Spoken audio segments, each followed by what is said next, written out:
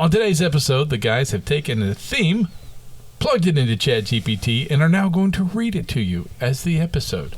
We hope you enjoy, so stay tuned for that and much more on the EduTechGuys. You're listening to the EduTechGuys, EduTechGuys.com.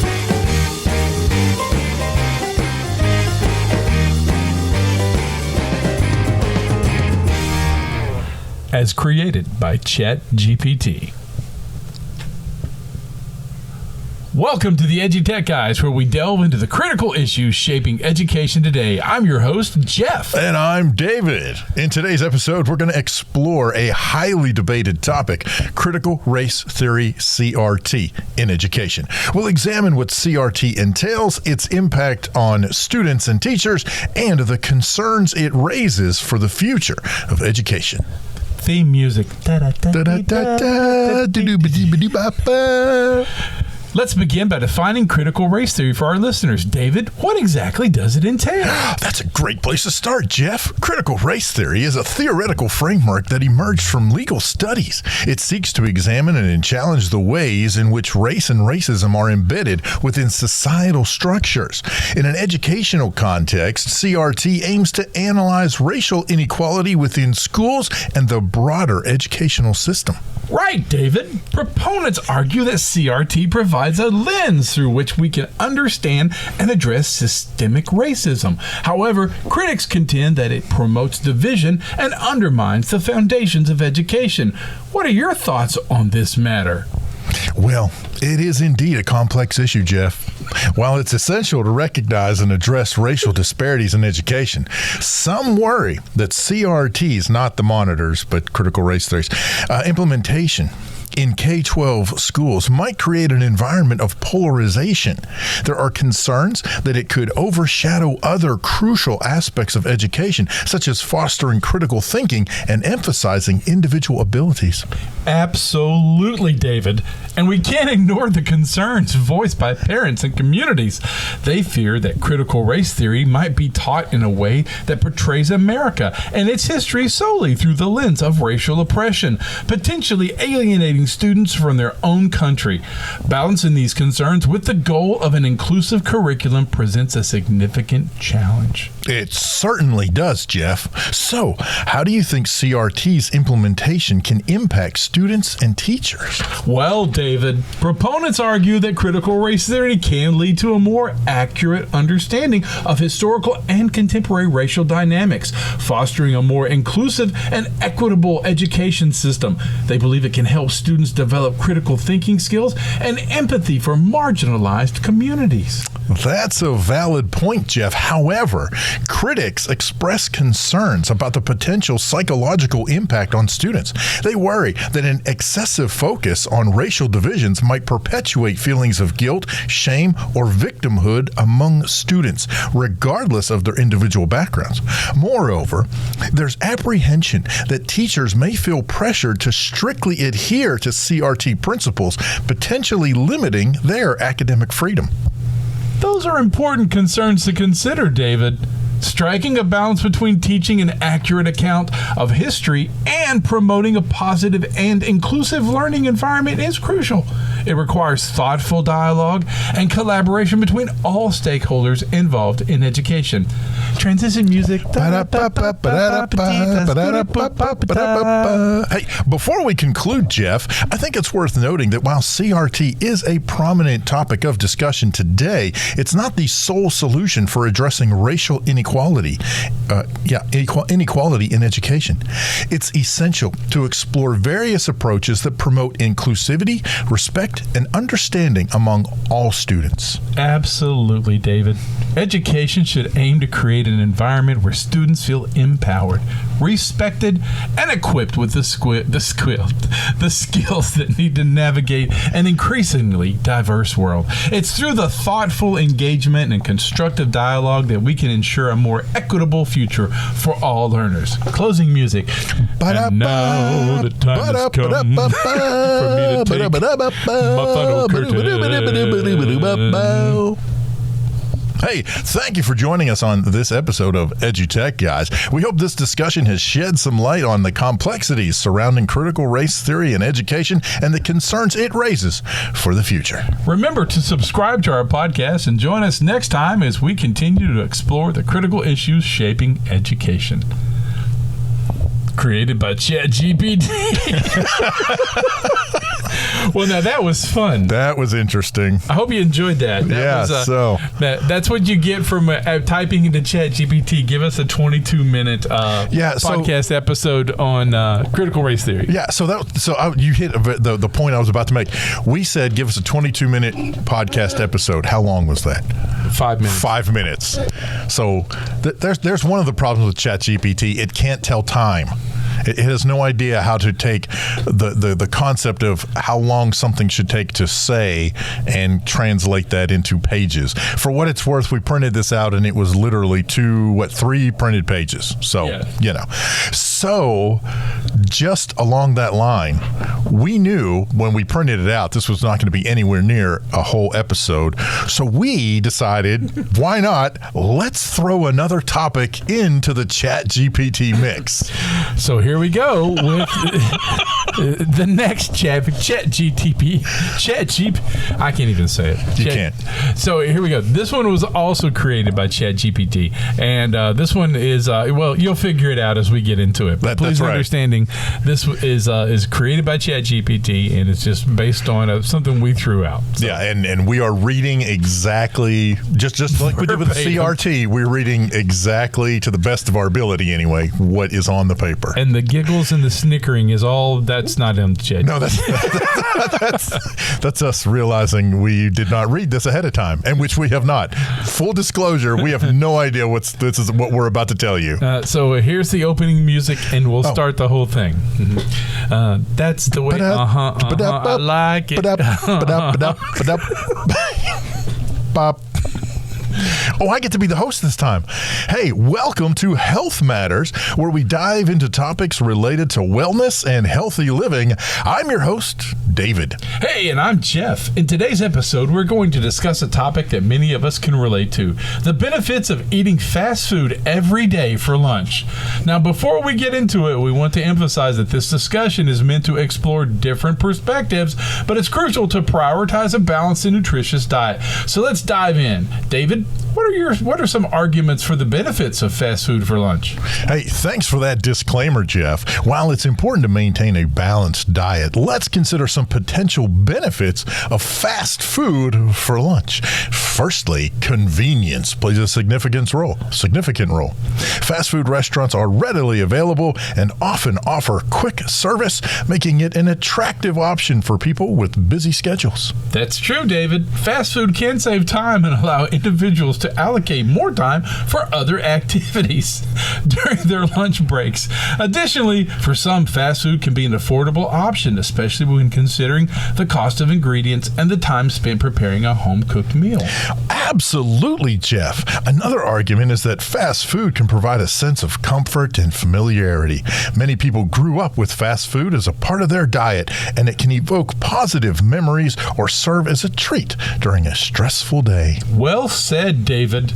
Moreover, fast food establishments often offer a variety of menu options, including salads, grilled chicken, and fruit cups, which can provide some nutritional value. While these options might not be as common as burgers and fries, they can still contribute to a balanced diet.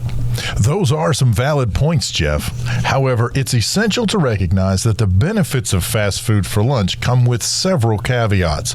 For instance, I'm putting my own words. For instance, the convenience and affordability factors can overshadow the potential negative impacts on our health. That's a crucial point, David. Fast food is often high in calories, unhealthy fats, sodium, and added sugars.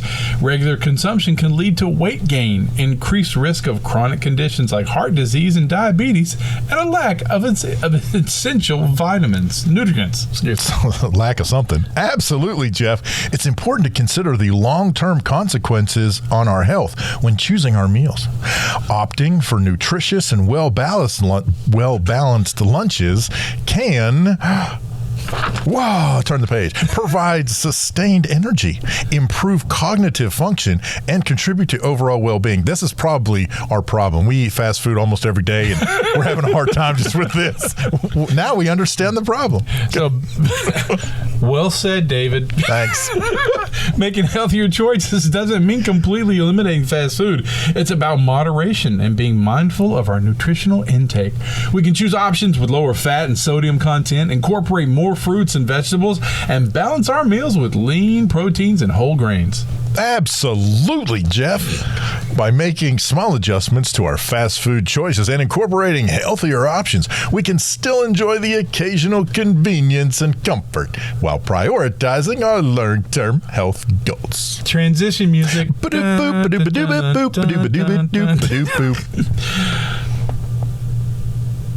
You're talking to me. Oh, yeah. Sorry. It's your turn. Sorry, it said host 2, and I was like, am I host 2? Before we wrap up, David, it's important to remind our listeners that a well-rounded diet is key to maintaining good health, balancing fast food and indulgences with nutritious meals prepared at home from healthier restaurant alternatives and help us achieve a more sustainable and nourishing lifestyle. Yeah, well said, Jeff. Yeah, not really. ChatGPT needs to read it for me. That's it. Okay, yeah, that's right. Where's Descript when you need it? Hey, it's all about finding the balance in the balance that works for each individual. And as always, we encourage our listeners to consult with healthcare professionals or registered dietitians for personalized guidance on their dietary choices. Closing music. Hey, thank you for joining us on this episode of Health Matters. Remember to subscribe to our podcast and join us next time as... And that's where ChatGPT just quits. But you guys are terrible. We're done with you. Now, I have to tell you, it's really funny how ChatGPT, they've made sure that it doesn't do anything negative, because our next thing we put in was the benefits of having a rattlesnake as household pets. And ChatGPT came back and said, listen, while I appreciate you'd like to talk about that, I can't really generate anything because having venomous animals as pets is highly discouraged and dangerous. And I mean, there was a whole paragraph. ChatGPT saved us from ourselves because we were this close to getting rattlesnakes as household pets. That's right. So, hey, we just did this. We've been talking about this for some time. And David and I were looking at something dealing with some of our podcasting stuff, and Descript had come up. And I said, I don't know what that is. And David explained to me that it's, it learns your voice and then it reads it as you. It sounds like you. Yeah. So I said, well, then that means we could just go to ChatGPT, have it kick out an episode for us, and then Descript read it. And we don't have a job anymore. We just let it post our stuff. So we're halfway there. We had ChatGPT kick out the script. We're still reading it, obviously. Yeah, obviously. But if we get Descript working for us, you'll never hear from us again. That's right. Actually, that's pretty cool. There's so much talk, and there's so many people coming up with ideas to use ChatGPT in the classroom, I noticed. And I guess we are so desperate to entertain children as we educate them or keep them excited about education or entertained by education that we're just kind of grabbing at it. Hey, today, kids, we're shooting up bottle rockets in jars, and we're going to talk about space exploration. To me, this is just another grasp at one reason to get kids excited. Video games in the classroom, and I know, well, Jeff, what are you talking about? Well, I don't know. It just seems like it's not just it's a fad that is become the Peter principle at this point. It's just there's a new fad every 3 weeks. Sure. And we're grabbing at these fads, trying to keep kids interested for the sheer fact of, don't you want to learn this knowledge? And that, this is why you need to know this, so that, you're not an idiot. I don't know. So you're not an idiot. So a couple of things that I've noticed, especially since I've actually played around with some ChatGPT on my own, and of course for today's little experiment. But one of the things that you may have picked up on, and if you didn't, I wholeheartedly recommend bless you for doing so. Go back and listen to this episode again, but listen for the things that I'm about to say. So one of the things is, we told it to kick out a podcast about a particular topic. And one of the things, if you didn't pick up on it the first time, you can definitely pick up on it again, is there are definitely some repetition in terms of some of the phrases that he uses. Well said, David. And absolutely, Jeff. And so, and in fact, one of the things that I did for my personal stuff was for my YouTube channel, I'm creating this racing series, and I had to create fictional characters. And so I asked ChatGPT to give me backgrounds of each of the fictional characters. And time again, basically it would replace like 2 or 3 of the words with other topics or other subjects. But then for the most part, it was the exact same thing over and over and over. So where I'm going with all of that is, one of the ways that you will most definitely be able to tell if your kids are using ChatGPT in the classroom is you're going to have essays that look exactly the same with just a few things changed. I mean, it's especially once you see it and you start to recognize the pattern, it is blaringly obvious. I think some of that too is they want you to pay for the other version. So if you pay for the bigger version, then maybe it doesn't do that. Oh, that may be. That could be. We're playing with the free version right now, so maybe that's what it is. But it is what it is. I mean, like I said, I believe it's a fad. And I mean, AI does, intrigue me, and I think it already is taking over a lot of stuff, and it's going to do it even more the more we allow it to. And, pretty soon I'll just have to get up and stare at the AI generated, television shows. And, I know the writers are on strike right now, and so we're not getting our shows. Well, who needs them? You've already, especially if you have a series that you watch and that has, say, 10 episodes or 20 episodes or whatever, it's already got 2 or 3 seasons into it. Why don't you just plug all that into AI and say, great, write me the next season? And there are probably people who have already played around with that, and guaranteed. It can't be any worse than what we're already watching. It can't be worse than the final episode of Seinfeld, right? Right. So, I mean, there you go. So there you go. Well, cool. Hey, let us know what you think about any of this, the ChatGPT stuff, the stuff that we read. Hey, either of the topics. What are your thoughts on CRT? What are your thoughts on eating fast food every day for lunch? Whatever they are, let us know. Drop us an email, contact@EduTechGuys, or as Jeff likes to say, anywhere on the web, just look for us at EduTechGuys. We're out there. Find us.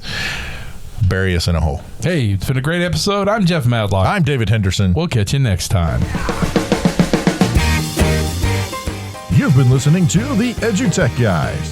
EduTechGuys.com.